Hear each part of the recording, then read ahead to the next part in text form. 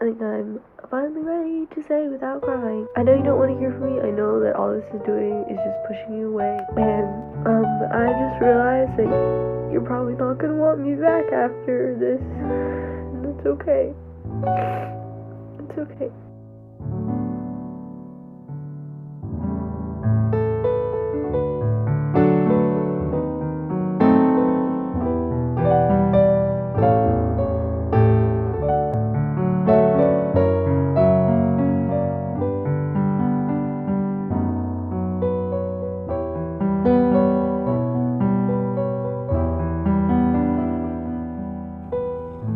I can't break up with us. I'm gonna get deleted from your YouTube channel.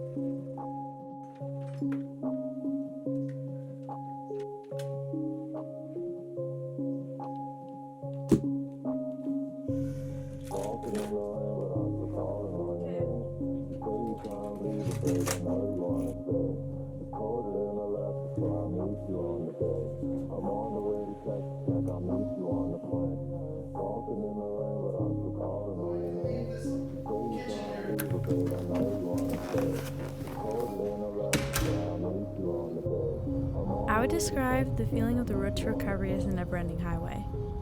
It was as if I was returning for one of the best vacations of my entire life, but I was stuck in a loop of the never-ending car ride on the way home. This is January 15th, a Friday in which my dad was driving me to New Hampshire to go skiing with the rest of my family for the weekend. Despite the smile I put forth, I was crumbling on the inside with denial regarding the end of my relationship. In fact, unbeknownst to anyone else around me, this was 9 days after my boyfriend told me that it was over, though I did not want to believe him. I kept my breakup a secret, embarrassed almost that I had lost him, though continuing to stay in a perpetual state of denial, as it all just kind of felt like one big mistake. In general, due to the pandemic, I had not been leaving the safety of my house. I was not allowed to drive in the early days of lockdown, as my parents knew that I would have used the guise of driving in circles to go and see my boyfriend. But even as the world grew slightly safer, I never really left. A crippling fear of the outside world that had slowly been festering seemed to reach a peak, as even going outside to walk to the mailbox seemed to fill me with anxiety. It just kind of felt like everything was out to get me, and I had no control over it. Wowie zowie. It is Wednesday, January 20th. I realized, I think last week, I don't go outside at all because of the pandemic, because I can't go anywhere. I've been having a lot of health issues because of that, so my hair are literally falling out. I thought, since I'm on a spiritual journey, I thought I'm gonna go outside every day and see how it changes. Maybe I'll make a cool video out of it. I got these new snow boots. There's not snow on the ground. But I don't know if Julia still watches my stuff. I'm not officially retiring these ones yet from 3rd grade, so going outside a little bit will help me, not be scared of the outside world. Because I've been so cooped up inside my house for months and months and months. I haven't gone anywhere besides my house in about, I would say 2 months. I don't really go outside, so I'm gonna go outside.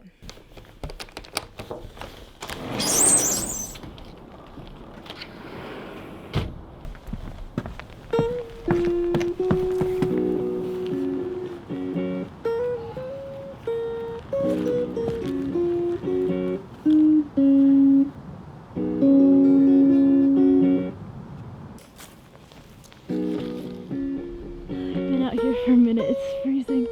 The clouds on this side are okay.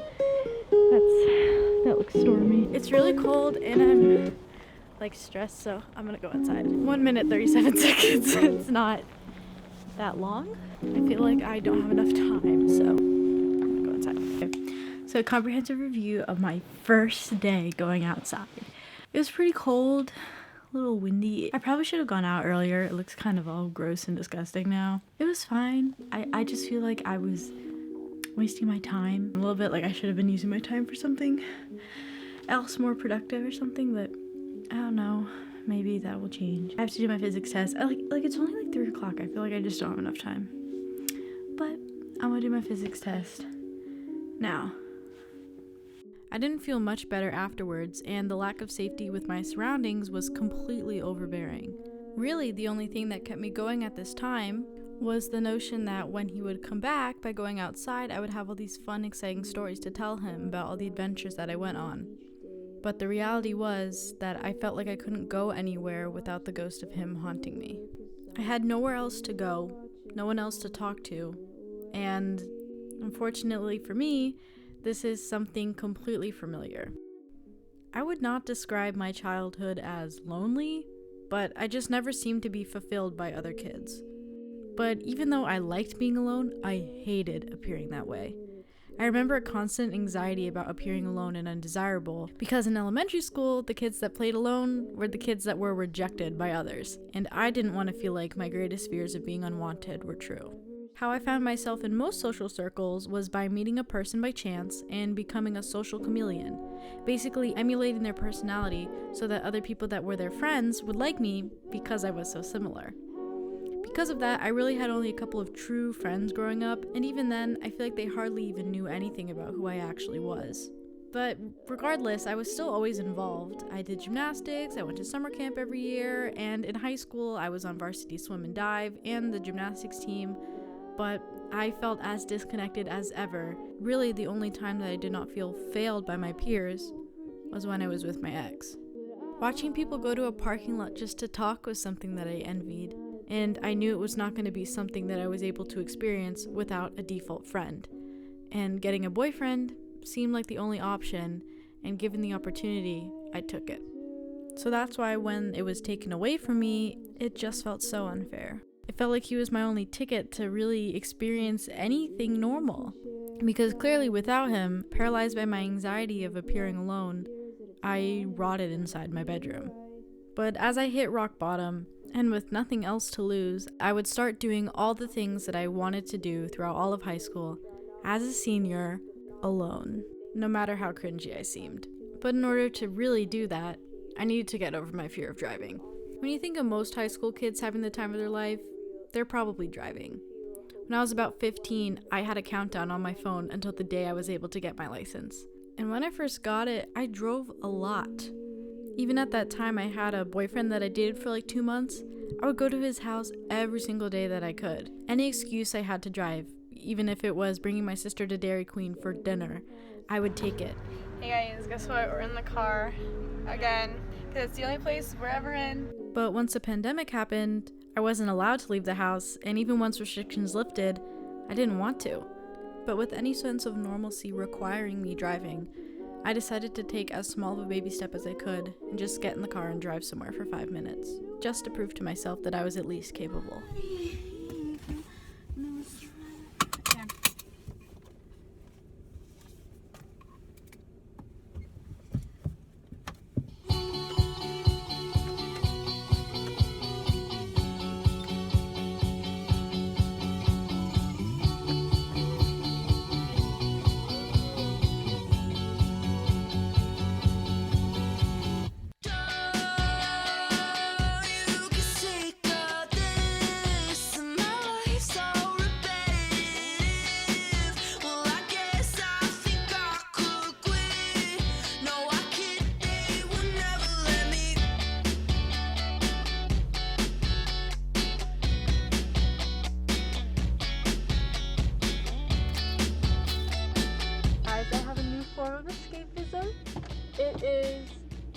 It's a healthy coping skill, so it's not really like escapism, because I'm doing my work and it raises my vibe.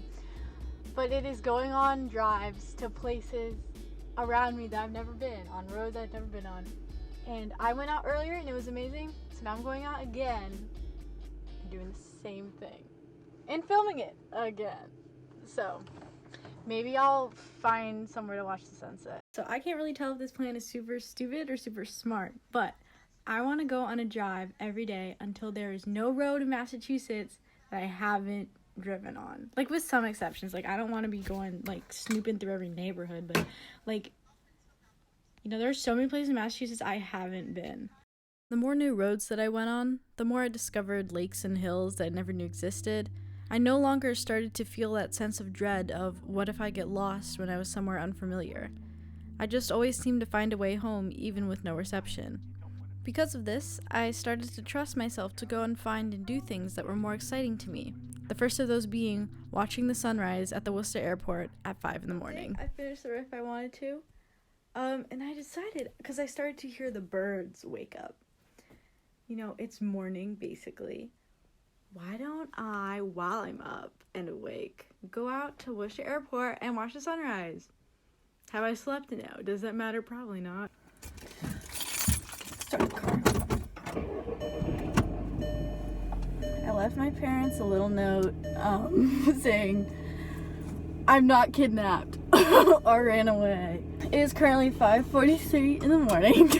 Let's drive out there.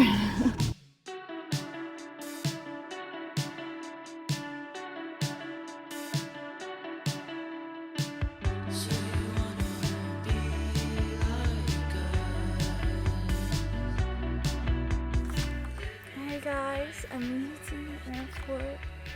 It's so pretty. It's literally rising over the city.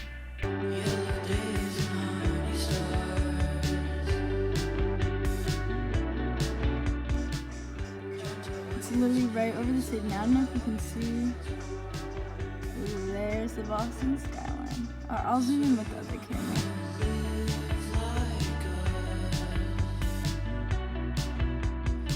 Hello. Cameras run out of footage, so we have to not use that because I forgot to format the SD card before.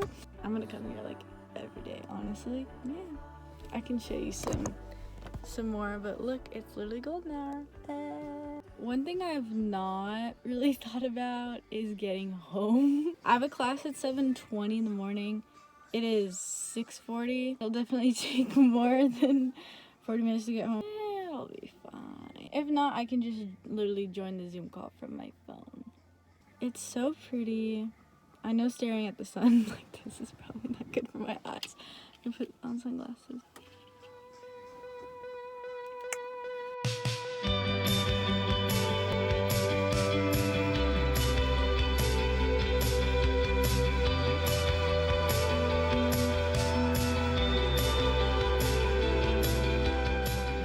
And from then on, I just kept on going to places that I was always waiting for someone to go to with, like going to watch the planes land at the Boston airport, or even just driving around the city and watching the sunset. These were all things that I couldn't wait to do, and just decided to do them with myself.